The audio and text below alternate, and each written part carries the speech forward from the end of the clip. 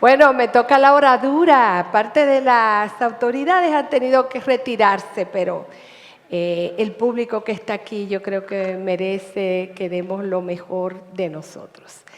Vamos a hablar de transición energética. Este panel se llama La transición energética en República Dominicana, del reto a la oportunidad. Creo que la transición energética es mucho más que migrar la matriz de generación, es mucho más que toda esta poesía bonita que hemos escuchado. Trae un cambio profundo, una transformación en todo el modelo.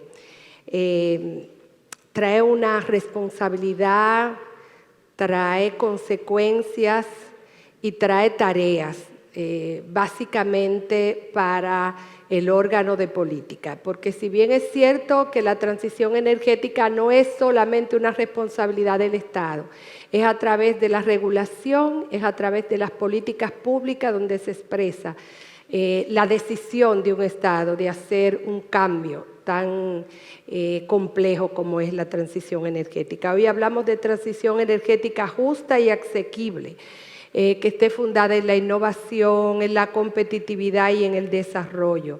La transición energética debe ser gradual y ordenada. Debe conocer la situación del sistema del país al cual se toma la decisión. Y eso implica que se conozca bien el sistema y que todos los actores del sistema lleguen a un consenso, a un diálogo y hagan una planificación precisa que no afecte las empresas tradicionales, que permita mandarse las señales de inversión, las señales regulatorias para incentivar a los sectores económicos para que hagan las inversiones. Este es un criterio que nosotros tenemos y que quisiéramos ver si pues también los panelistas están de acuerdo. El mismo ministro de Energía y Minas ha dicho que se necesitaría una inversión de más de 5.000 millones de dólares para tratar de tener una red predominantemente renovable, y eso implica un gran reto. ¿Cómo insertar la inversión privada en energías renovables, eliminar barreras burocráticas, vigilar el mercado para promover y garantizar la competencia justa? Porque hablamos mucho de cambio climático, ¿verdad? Hablamos de la descarbonización, pero si esta no se traduce en beneficio para los usuarios finales, para un servicio más seguro, más eficiente, pues entonces una parte del proceso estaría frustrado. Vamos a conversar con todos ustedes. Yo he hecho algunos cambios. Decía el ministro que el motor del desarrollo era la energía y que ya no puede ser que esté como detrás.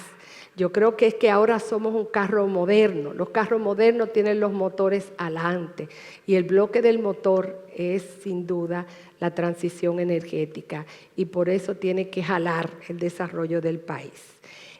La primera, nos sugirieron una pregunta a todos, y yo voy a hacer la pregunta a todos que tal vez debe ir al final. Y es que ya ustedes conocen que tenemos más de un 25% de integración de fuentes renovables según los datos de la CNE, muchísimos proyectos en construcción, en operación comercial y demás. La transición energética es una realidad. ¿Qué pueden hacer ustedes desde sus posiciones, calidades, empresas, para acelerar la transición energética? Esa pregunta positiva, que tal vez debió ir al final, yo quiero comenzar con ella y después entramos en los problemas. Se me fue Edward, ¿verdad? Me dejó a Ricardo. Pues le toca a usted comenzar y así vamos desarrollando el panel. Muchísimas gracias. Una excelente introducción. Casi nos podemos quedar callados y queda muy bien el panel. Me toca hacer de pinch hitter a propósito de la Serie Mundial, así que espero llenar el turno. En el caso de la Comisión de Energía como ente planificador del sector energía, pues más que qué podemos hacer es qué hemos estado haciendo. Y hemos estado haciendo nuestro trabajo, número uno, en la planificación. se ha mencionado ya, y qué bueno que se ha mencionado, yo simplemente lo repito acá, sin planificación no lograremos el avance necesario. Y precisamente ha sido uno de los pilares de esta gestión de la Comisión de Energía. Acompañado con esa planificación que estamos viendo, la integración de renovables, pues el hecho de que hayamos alcanzado este hito del compromiso con el artículo 21 de la Ley 5707 de tener el 25% aproximadamente ahora mismo en 2025, es una buena señal no solamente de que hemos estado haciendo el trabajo de la planificación, sino que a la vez hemos estado haciendo la promoción adecuada de las renovables. Así que, insisto, planificación es la parte nuestra y creo que estamos haciendo lo adecuado para ello. San Pablo. Perdón. Disculpar a Eduardo Vera, señores, tenía una reunión impostergable. Con el presidente. No iba a decirlo. Típica, San Pablo. Bien, tomando entonces de la introducción que hiciste, Susana, y lo que habla la Comisión Nacional de Energía, a través de nuestro amigo Ricardo, fíjense que el organismo coordinador es quien toma y coordina para que se dé en la vida real, o sea, en el juego real, que es el día a día, hora a hora, el segundo, es coordinar todas esa fuente de energía para que efectivamente ese 25% resulte. Porque si no es posible coordinar la operación en el cual tomemos los recursos que están disponibles, o sea, ya se ha dado el número de que tenemos 1.532 megavatios instalados de energía solar, más 448 de energía eólica. O sea, estamos hablando que estamos ahí rondando de capacidad instalada de 2.000 megavatios, sumado a toda la parte que tiene que ver con lo que representa el gas natural, el carbón y lo derivado del petróleo. Coordinar toda esa operación con la variabilidad que tienen los recursos de la energía solar y la energía eólica, que es un poco más estable, es un reto importante, y eso significa que tomando el título de esta transición energética, de ver los retos y convertirlos en oportunidades. Entonces estamos trabajando en ese sentido, ya que debemos aprovechar lo que nos ofrece la tecnología, las nuevas tecnologías de la energía solar, la energía eólica, y cómo tener los beneficios que tiene esta tecnología y ver, ya sea a través de la integración de otros elementos, como lo vamos a ver más adelante, con los sistemas de almacenamiento, y también cómo la flexibilidad que me puedan ofrecer en los términos técnicos, lo que son los recursos convencionales, que también son importantes dentro de esta matriz energética. O sea que debemos trabajar coordinado con todos los recursos para que efectivamente esta planificación, estas inversiones que realiza el sector privado, junto con las políticas que traza el gobierno, se ven en la vida real, en la operación diaria que seguimos en el mercado, y estamos trabajando para que ese 25 pueda seguir aumentando, pero de forma como lo han dicho todos, garantizando primero la seguridad energética, o sea, que la energía llegue de forma segura, con calidad, y obviamente que sea de beneficio para el desarrollo de toda la sociedad. Ricardo Esteves, director senior de GEJAINA. Bueno, buenas tardes a todos, buenos días a todos. Perdón, yo siempre confundo la tarde con el día con la tarde. A todas las personas que le envío correos siempre me dicen, ¿es de tarde o es de día? Pero bueno, muchas gracias por la pregunta. Para mí es un placer compartir escenario con todos ustedes. Mira, desde el punto de vista de desarrollador y desde GEJAINA, para asegurar y continuar esta transición energética, desde nuestro punto de vista, lo más importante, además de la seguridad energética, el despacho de las centrales de forma eficiente y segura, de la planificación, es que los proyectos tengan una sostenibilidad financiera. El sector privado por más bonito que sea el proyecto, por más romántico que sea el proyecto, por más que aporte a la sostenibilidad ambiental, técnica, si no tiene retorno financiero para el sector privado, lamentablemente es muy difícil hacer esos proyectos. Es muy difícil tú ir a una junta y decir, este proyecto es muy bonito, va a generar tanto kilovatio hora, ¿qué retorno va a tener? Entonces, desde el punto de vista del desarrollador, además de todas las cualidades que deben tener los proyectos, sobre todo de energía renovable o térmico, cualquier tipo de proyecto, es garantizar ese retorno financiero que le da tanto al inversionista la posibilidad de que esos proyectos se mantengan en el tiempo. Y debe ser proyectos que no solo operen los primeros 3 o 4 años. Estos son proyectos que se hacen para durar 15, 20, 25 años.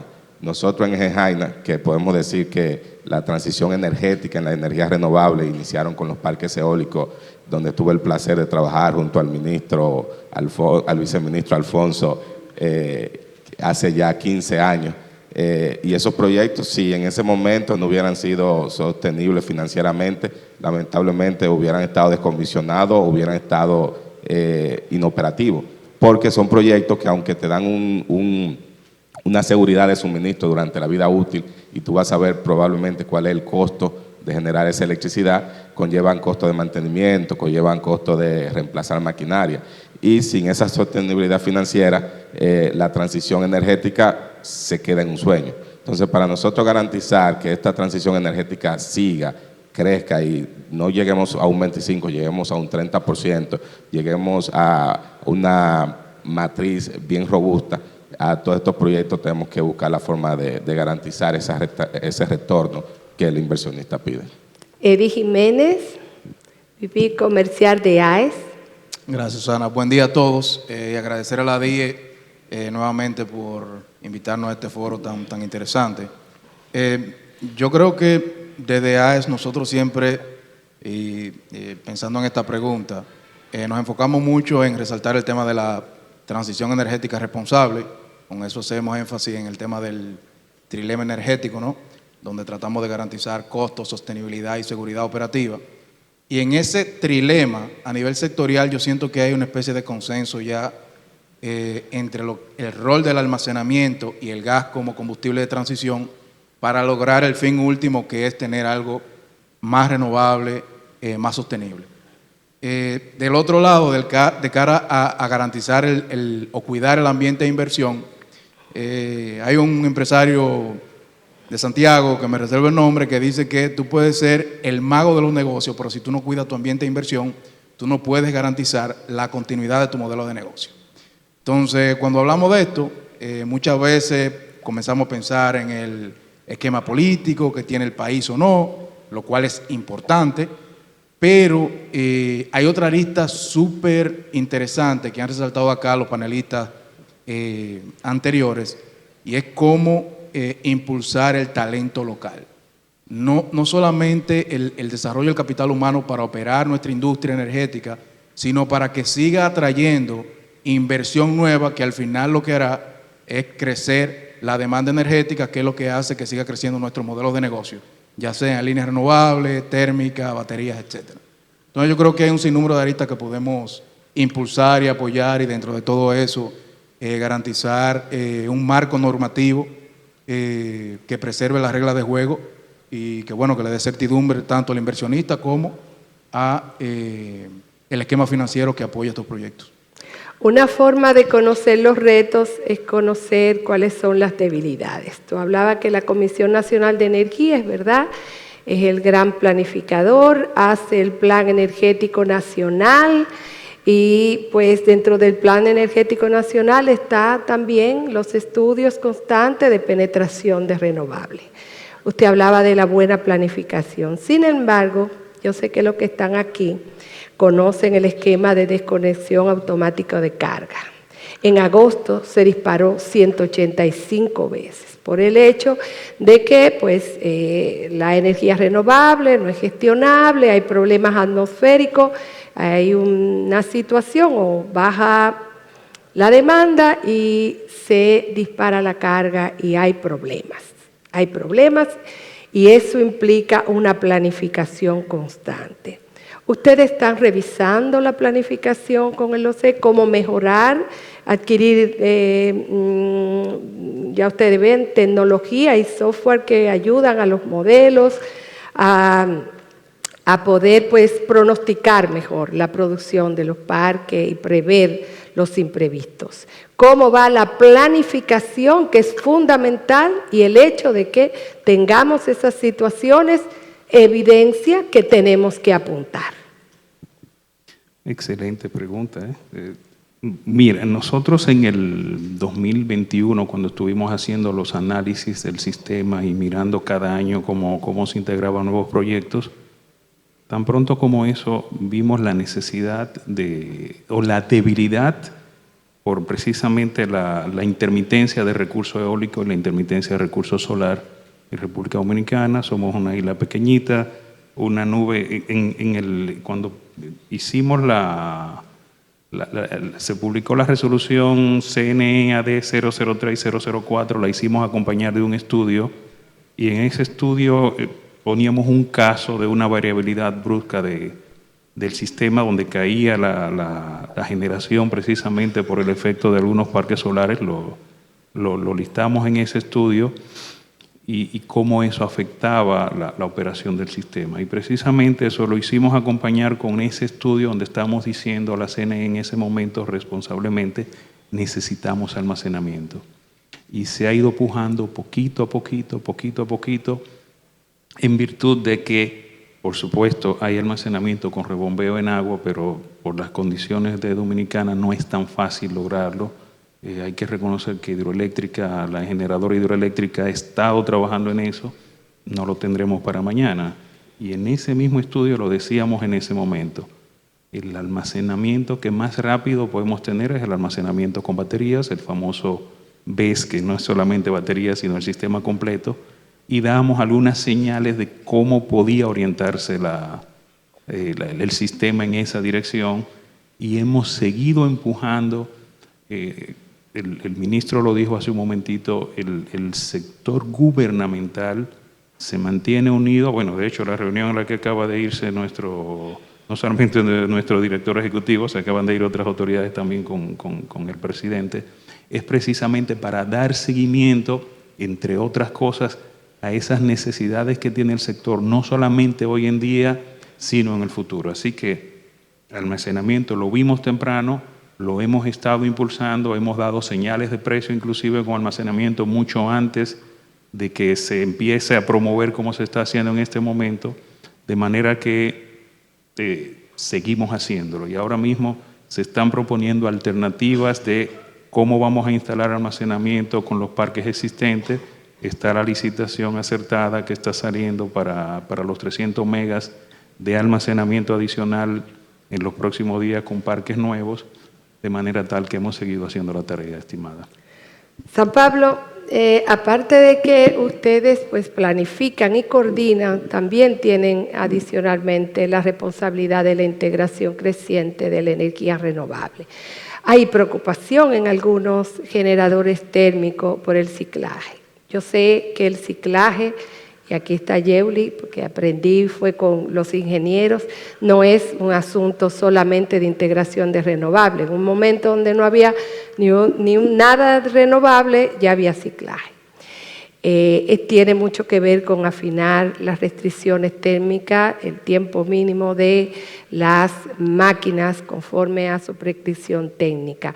¿Cómo está ese afinamiento? Y lo digo porque generadores térmicos que no están en contra de la transición energética, al contrario, que tienen inversiones mixtas, no solamente en energía renovable, también eólica, y que piensan en almacenaje y demás, pero la energía térmica sigue siendo una energía importante de respaldo, y países del primer mundo que empujan la agenda siguen teniendo un porcentaje importante de energía térmica, sobre todo de gas natural. ¿Cómo está eso? El afinamiento. Perdón, porque aquí estamos metiéndonos profundo, porque a veces hablábamos y al final no vemos los problemas que realmente están afectando los componentes de la industria. Bien, como dice Ricardo, hay que felicitarte por esa pregunta, coordinado con lo que había indicado de la actuación de el EDAT, el esquema de desconexión automática de carga, que es un reto que también vemos junto a las restricciones operativas propias que tienen las máquinas térmicas, porque es un recurso que es una máquina rotante que tiene lo que se llama una inercia para hacer cambios bruscos, como se da como cuando el sol llega a una nube. Es un cambio que se da simplemente porque el recurso es variable y no es despachable.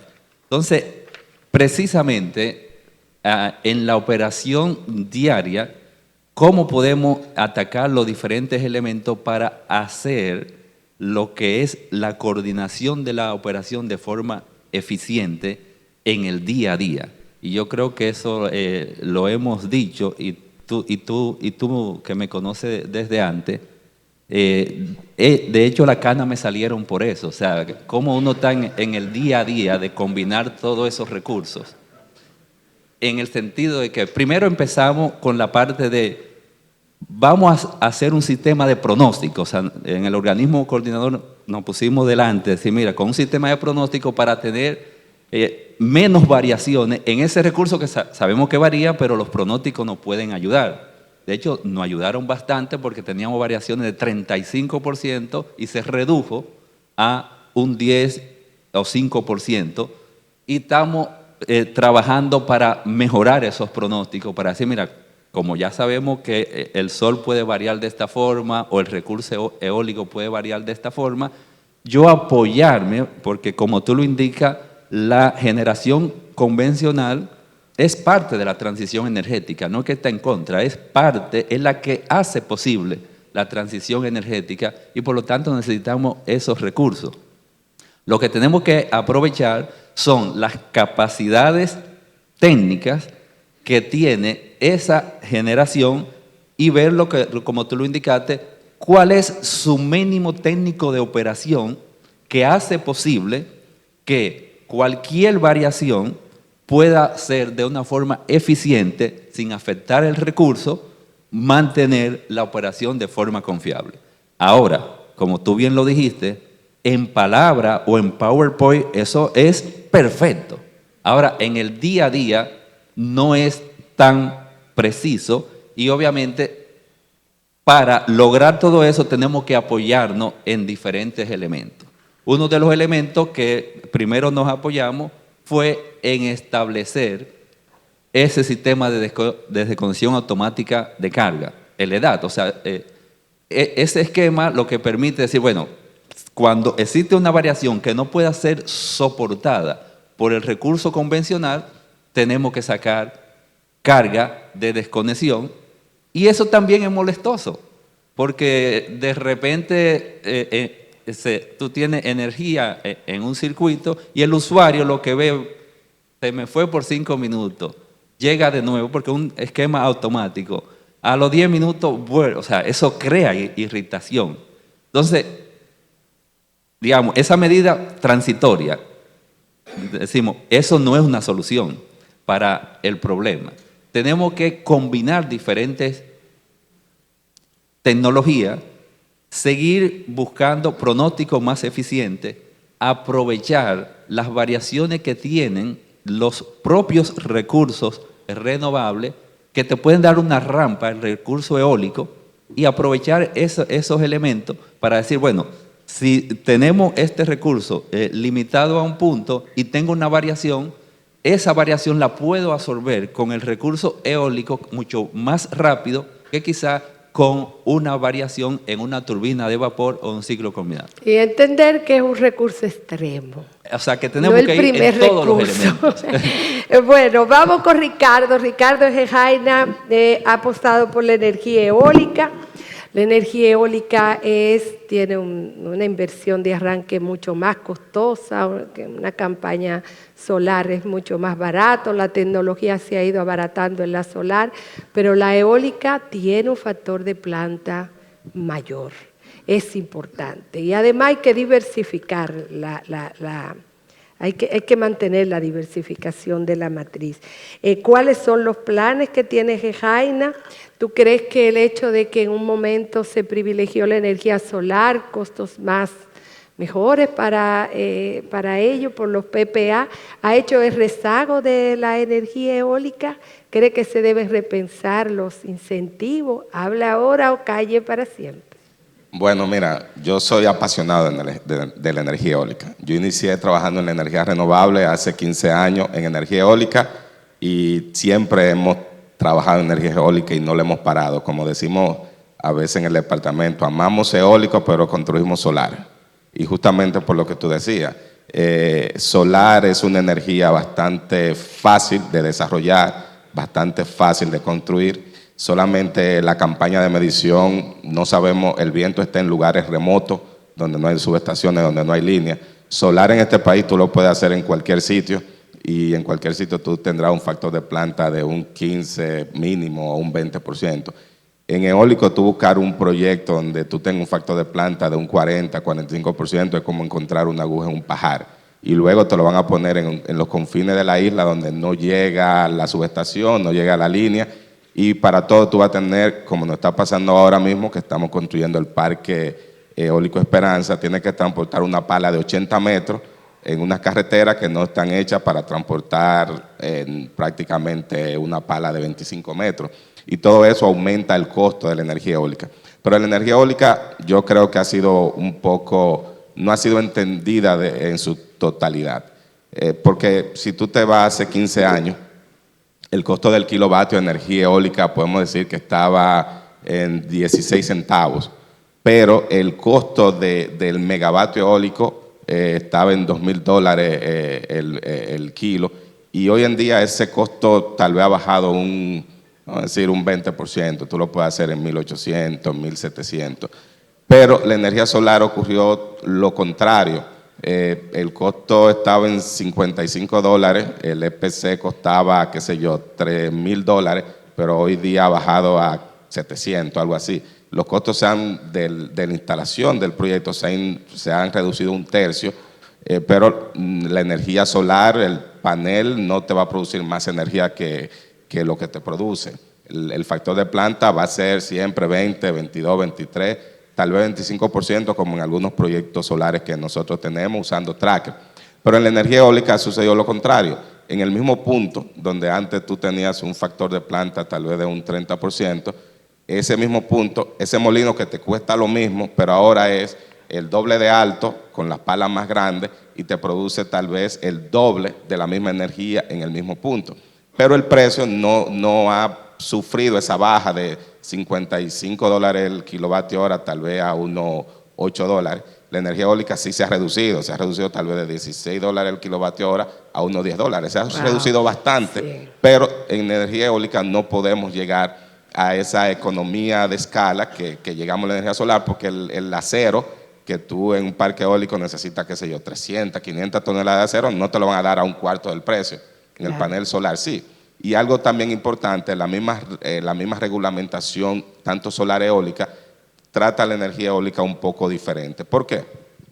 Antes, los proyectos solares, nadie se imaginaba que se podía hacer un proyecto solar de 50 megas. Y por eso cuando el legislador hizo la ley, ni siquiera le pusieron límite, porque los mayores parques que se desarrollaban en el 2007 eran de 10, 15 megas. Y nadie en su sano juicio iba a hacer una concesión de 100 megas. En 5, 8 años, eso se disparó y tenemos concesiones aquí en este país de 350 megas. Tenemos proyectos ya de 127 megas. Nosotros mismos hicimos un proyecto de 120 megas. Pero con la energía eólica, por ley, tenemos un cap de 50 megas. Y esos 50 megas hace que esos proyectos tengan esa barrera de que yo no lo puedo combinar. En el caso de Gejaina, lo que hacemos es que encontramos el recurso, tal vez dividimos el espacio en 4 proyectos, en 2 proyectos, pero tú entenderás que cada proyecto necesita agotar todos los trámites, todas las regulamentaciones, el doble de propietarios, el doble de personas afectadas, y todo eso toma tiempo y todo eso es un reto. Entonces, sí, yo creo que la energía eólica, de alguna forma, hay que repensarlo un poco porque es necesaria. el sistema la necesita porque tú vas a tener energía renovable prácticamente 24 horas en el día, y si tú lo sabes planificar bien, tú puedes tener energía eólica en el sur durante el día, en el Cibao la puedes tener a media tarde, en unos proyectos que nosotros la tenemos a las 10 de la noche, 12 de la noche el pico, y todo eso es bueno para el sistema. Así que yo pienso que realmente debemos repensar los incentivos que se le está dando a la energía eólica y de alguna forma motivarla a que haya más proyectos. El último proyecto eólico que se hizo aquí fue en el 2021. Nosotros estamos terminando uno 4 años después y realmente desarrollar eólico es difícil. Pero en Jaina nos gusta hacer las cosas difíciles y tenemos un pipeline de 300 megas de energía eólica que con los incentivos necesarios y con el retorno necesario lo podemos hacer para el bien de la matriz dominicana. Por eso él no sabe si es de día o de noche, porque el viento sopla toda hora, ¿verdad? Y a veces no sopla. Y a veces no sopla.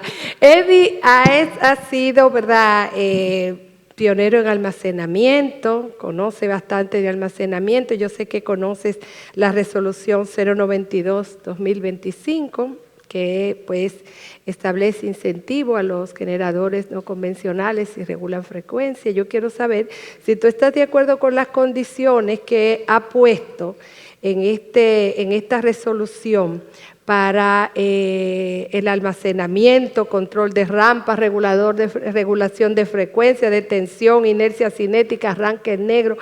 ¡Wow! Y la capacidad de establecer y mantener referencia de voltaje y frecuencia de la red. Yo tengo un amigo que dice que hay varias tecnologías y que tal vez en una sola no se puede encontrar todas esas condiciones.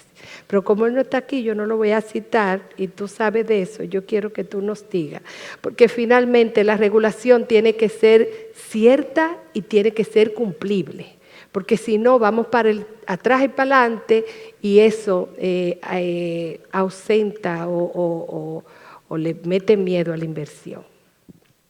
Mira, es una pregunta compleja. Yo voy a tratar de responder. Pero cada vez que yo vengo a uno de estos foros, el equipo de comunicaciones de AE me encierra en un cuartito para resaltarme 5 cosas que yo dije que no debí resaltar en mi comentario. Entonces, mire, estos sectores tienen eso, son muy diplomáticos, entonces se quejan en privado y la cosa no se resuelve. No, pero vamos a aterrizar ciertos puntos porque es súper importante la pregunta que realizaste. Lo primero es que no hay un acuerdo en desacuerdo sobre los requisitos, porque todos esos requisitos que plantea la superintendencia son servicios que requiere el sistema para operar de manera correcta.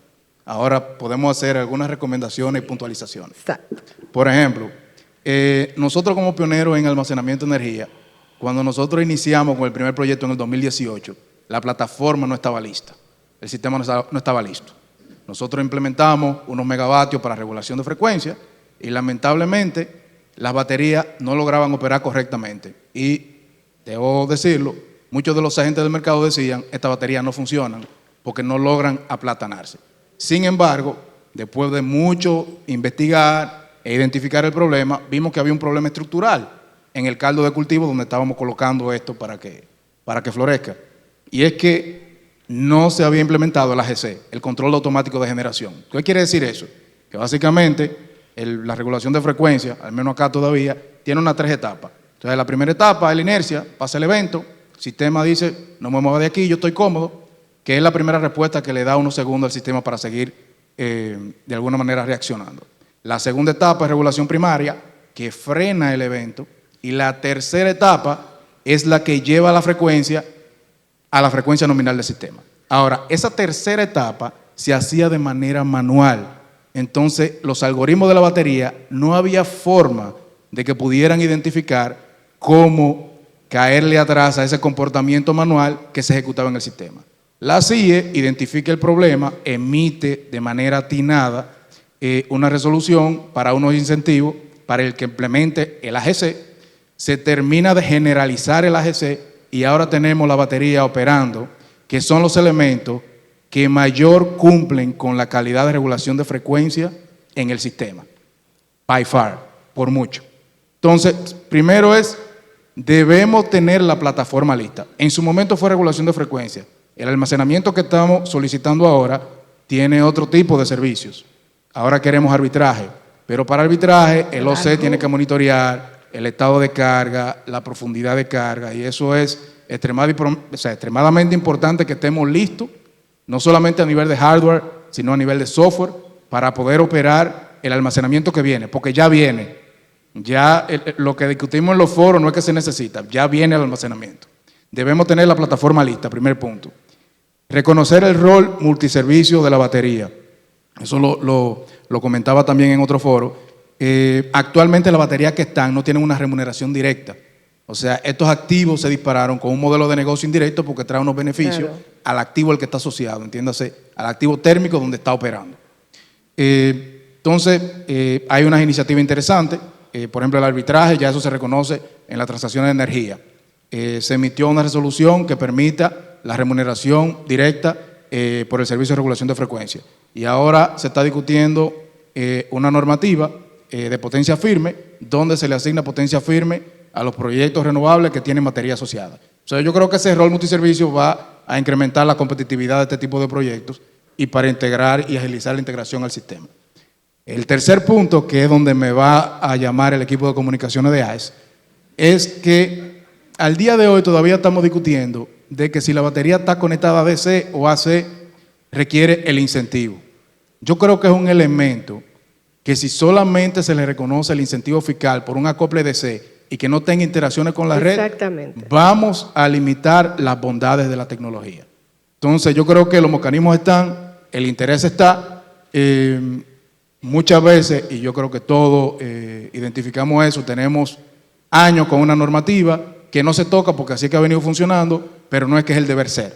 Entonces muchas veces queremos colocar parchecitos por no hacer las modificaciones de fondo que necesitamos para seguir impulsando los cambios estructurales que necesita el sector. Entonces, DC, y tiene su razón de ser, o sea, DC te incrementa costos, eficiencia, sin embargo, el acople AC te da mayor versatilidad en los servicios que puede dar la batería. Claro. Grid forming, Exactamente. Black Start, etcétera, etcétera. Podemos seguir enumerando muchísimo.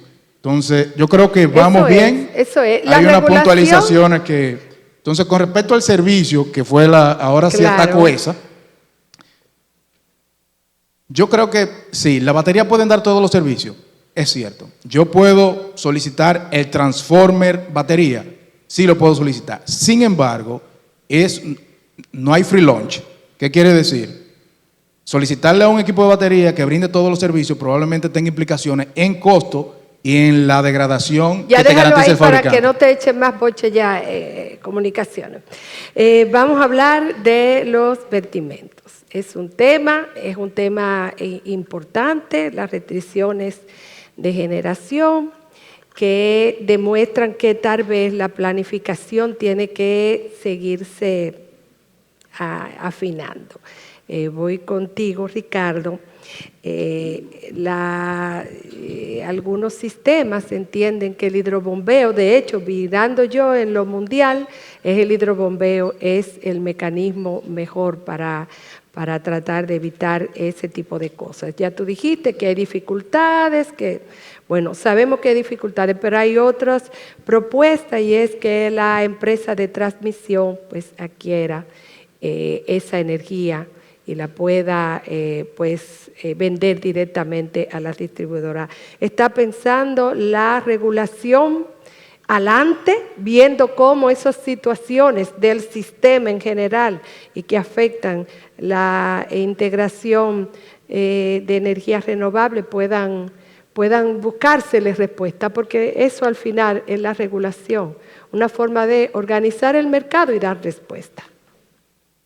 Bueno, según lo que hemos planteado, históricamente la regulación ha ido detrás. Yo creo que en estos últimos años hemos visto cómo la regulación, cómo la planificación ha estado corriendo, no quizás muy adelante, pero ha estado corriendo a la velocidad que lo ameritan estos tiempos. Como dijo Eddie, en la parte de la Superintendencia de Electricidad, a ver, nosotros como Comisión de Energía tenemos que ver con la regulación de las concesiones para concesiones en general en el sector eléctrico y somos bastante respetuosos de la parte que hace la Superintendencia de Electricidad que como hemos visto, hemos ido trabajando bien acoplados en estos últimos años y ellos han estado haciendo su parte en lo que tiene que ver con la regulación de la operación del CENI en este caso. El tema y tomo la palabra de Eddie, de que se reconozca el pago para las baterías en otras aplicaciones adicionales a no solamente almacenar y emitir y luego aportar en electricidad, sino también en todo lo que son los servicios auxiliares, y ya están algunas de las... Ayer hablaba con algunas personas, con cabezas de desarrolladores, y entre otras cosas recibí retroalimentación positiva sobre cómo ven el pago ahora mismo cómo ven de positivo el pago actual propuesto por la superintendencia, tanto para regulación primaria como para regulación secundaria de las baterías. Entonces, sí, la regulación ha estado corriendo a la velocidad que ameritan los tiempos. Pudiéramos ir más rápido, sí, pero no olviden algo. Todo lo que tiene que ser cambio en la legislación, y aquí está nuestro querido Gadis Corporán, todo lo que es cambio, bueno, y tú tienes mucha experiencia en eso también, todo lo que es cambio en la legislación es complejo. O sea, nosotros sabemos que los proyectos de ley entran al Congreso y pasan por bastante proceso antes que pueda salir y no sabemos qué va a salir. En el caso que mencionaba también Eddie del acoplamiento, si es correcto, en principio quedó bien restringido a un acoplamiento DC. Me parece que luego en la resolución 005 del 2023 ya hicimos los ajustes y el acoplamiento AC no está prohibido como tal. Y seguimos con esa preocupación. Nosotros como Comisión de Energía seguimos no solamente con esa preocupación, todas las cosas que impliquen alguna limitación para nuevos proyectos de inversión, estamos conscientes absolutamente, estimado Ricardo Esteves, todos los inversionistas sabemos que tienen que recuperar su capital y estamos haciendo lo Están posible casi para por eso. desconectarme a mí, me han dado mucho cambio Thank de you. luces. Ya unas palabras finales yo quisiera escuchar de San Pablo y así de los demás para cerrarse. Me quedaron muchas preguntas, pero yo espero que el otro año yo esté viva y yo vuelva a meterme para que me inviten y me permita estar con ustedes. Así que vamos adelante. Bien, como palabra final... Tu expectativa frente a esta entiendo, transición, el aporte que tú entiendes que pueden hacer desde el organismo coordinador. Lo que indica, como le dije, el título, o sea, de retos a oportunidades. O sea, tomemos lo que bien se ha dicho desde la planificación energética, desde las inversiones. El mismo Eddie mencionaba, mira, la batería viene, ya tenemos que estar preparados. Pues precisamente trabajemos unidos para aprovechar la flexibilidad de los recursos que tenemos y aprovechar las nuevas tecnologías. O sea, sentémonos y sigamos adelante con todo esto. Ricardo. Bueno, mira, el mercado manda a los precios correctos. No solo instalamos 500 megas de batería, instalamos 1000 megavatios hora de batería en un año. Solo que los proyectos deben tener el retorno que requiere el inversionista. Sabemos que el curtailment es un problema, sabemos que se debe resolver, pero no podemos resolver un problema creando otro problema mayor. Y estamos en el mejor tiempo de instalar la batería. Ya la batería han sufrido reducciones de costos importantes, que hace que estos proyectos sean factibles y puedan tener la rentabilidad que el inversionista anda buscando. Eddie. Sí, mira, yo creo que ya hablé de almacenamiento. Con respecto al gas natural, sí me gustaría que pensemos que no solamente es un combustible de transición porque ayuda a descarbonizar, sino que es extremadamente importante para el tema de la resiliencia aquí en República Dominicana, sabiendo que estamos, por ejemplo, en un sector o en una región susceptible a huracanes. 2 puntos rápidos que quizás mucha gente no lo sabe porque suceden upstream en la cadena de valor que mencionaba el ministro. Puerto Rico, por ejemplo, con el huracán María, nosotros apoyamos con el gas natural, con un waiver de Jones Act que tuvo que aprobar la Homeland Security y firmado por el presidente Biden, con un swap físico de gas. Panamá, con el tema de hidrología, cuando se presenta el niño o la niña, que el tema hidroeléctrico baja muchísimo. También se realizan swaps con República Dominicana y esa interconexión se logra con las terminales de regasificación que tenemos en el Caribe. Entonces, Panamá tiene, Jamaica tiene, nosotros tenemos, Puerto Rico tenemos. Entonces, la interconexión no es solamente eléctrica, como tiene el CIEPAC, el Centroamérica. Yo creo que el gas natural es el CIEPAC del Caribe. Yo entiendo que al día de hoy, en el corto plazo, el gas natural puede fungir como ese rol que interconecta mercados, y en una segunda etapa, sí yo creo que el tema de las líneas de transmisión y ese intercambio de electrones va a fortalecer aún más eso.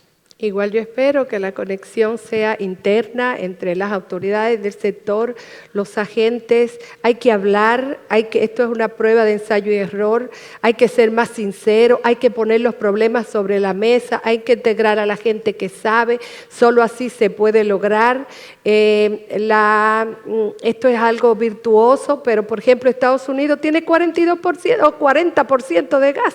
Entonces hay que ser realista, porque lo primero es que el sistema sea seguro, confiable y a buen precio, porque a veces nos meten esas agendas y realmente pues no siempre es funcional. Así que yo también creo en la conectividad y que logremos financiamiento, que hay fondos internacionales a través de las autoridades del Estado, tratar de gestionar esos fondos, meterle manos a esos fondos para nosotros poder echar hacia adelante. Para mí ha sido un placer inmenso estar con ustedes.